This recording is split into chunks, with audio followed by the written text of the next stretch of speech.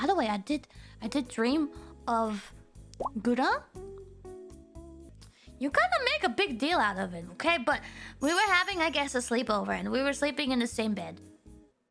And we were kind of spooning. Don't make a big deal out of it, okay?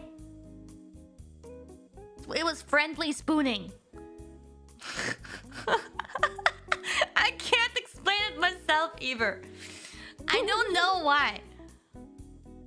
It's wholesome, okay? It's tea. It was friendly spooning.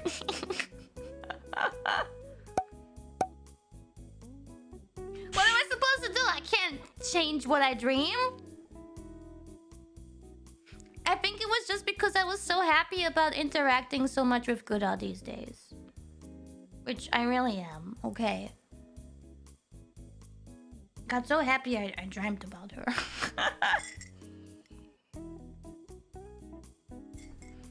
Don't make it weird.